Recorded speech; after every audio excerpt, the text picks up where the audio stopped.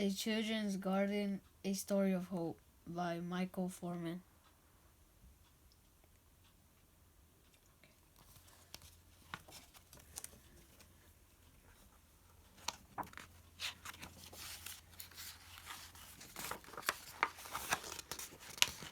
A Child's Garden.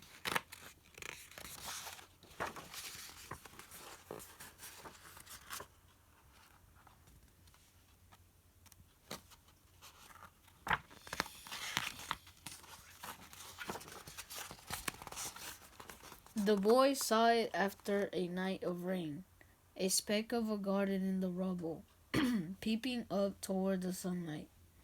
He moved some broken bricks so that nothing would fall and crush the tiny plant.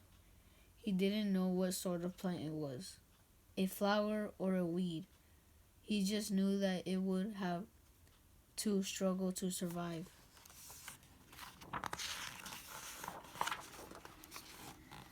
The boy searched around and found an old can that held a little rainwater. He brought it up to the plant. "Drink up," he whispered. "Drink up." The sun was climbing in the sky, and the boy gave the plant shade with some old sacking and wire.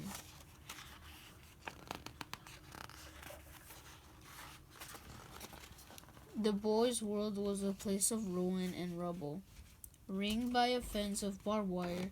In the hot, dry summer, the air was thick with dust. Faraway hills shimmered in the haze. The boy knew that cool streams flowed in those hills. He had once gone with there to his father, but now the hills were on the wrong side of the wire.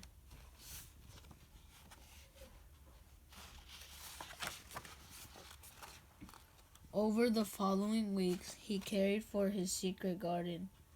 Soon, the green tendrils reached to the high barbed wire fence. Now the boy could tell it was a vine, a grapevine.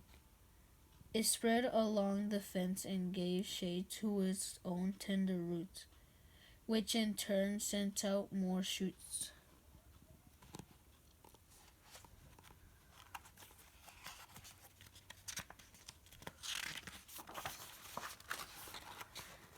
Birds and butterflies came, bringing seeds and pollen with on their wings. The garden grew. It was no longer a secret. Friends came to sit in its shade, and it became a playground to the children.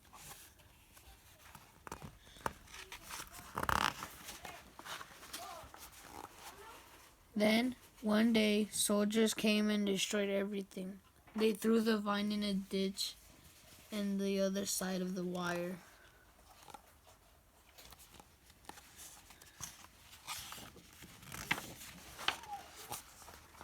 The boy thought his heart would break.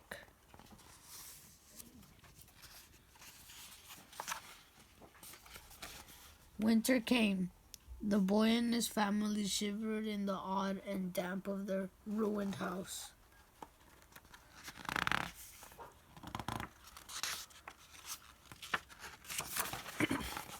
Spring came late. After the first night of rain for weeks, the boy noticed green shoots all along the ditch. Some seeds from his vine must have survived the winter. He worried about the new shoots. He couldn't get close enough to water them. They were on the other side of the wire.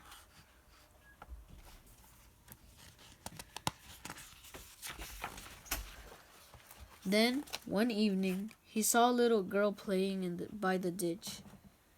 She had a bucket, and she was sprinkling water on the tiny plants. Each evening she returned.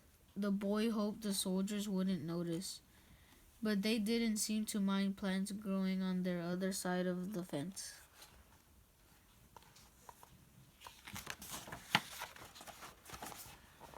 Before long, the boy saw tiny specks of green peeping from the rubble where his garden had been. "Look," he yelled. "Come and see, my vine has come back."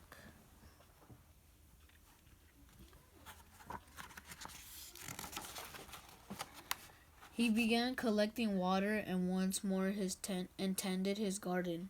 Soon it reached the wire, where it became entwined with the green tendrils from the little girl's side.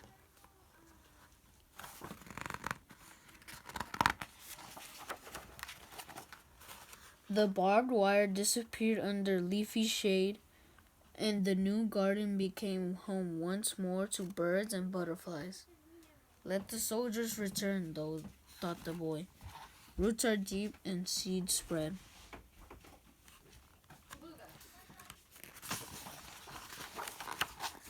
One day, the fence will disappear forever, and we will be able to walk again on the hills.